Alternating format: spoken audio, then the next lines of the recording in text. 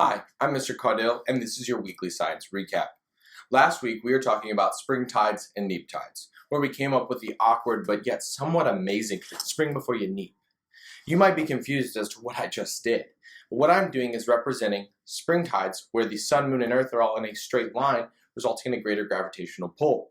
Neap tides, which is the most epic yet awkward hand positions ever, represent the tides that you would get at a first and last quarter moon. Mr. Bruner will give you an actual depiction with an illustration showing you how that occurs. What we're going to do is take a look at a video. What's going on behind me is from the Bay of Fundy. It's off the coast of Maine and Nova Scotia.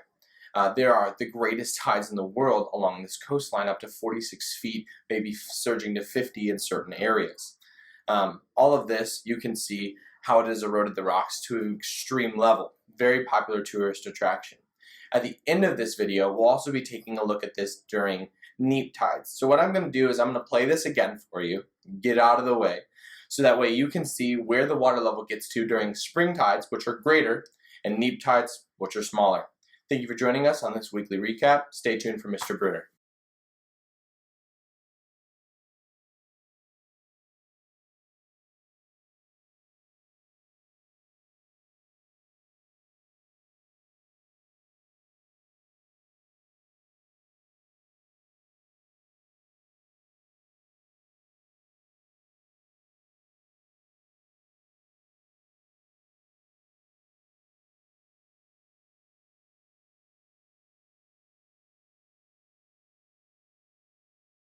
Hi, my name is Mr. Bruner. I'm going to be your host for today's science recap.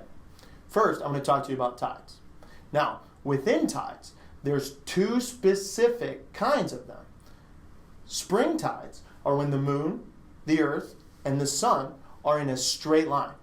When they're in that straight line, they create a greater gravitational force. If you notice, where the earth falls, it's within the bulge on each side of earth. That creates greater high tides and lower low tides. The phases of the moon that are visible during that time are the new moon and the full moon. Now, let's address neap tides. Neap tides are actually considered the weaker of the two. Why is that? Technically, it's because the sun, the moon, and the earth are at a right angle. And when they're at a right angle, essentially, they're being pulled in two different directions. And when they are, like you guessed, they're weaker. The phases of the moon that are able to be seen during that time are the first quarter and the last quarter. Thank you.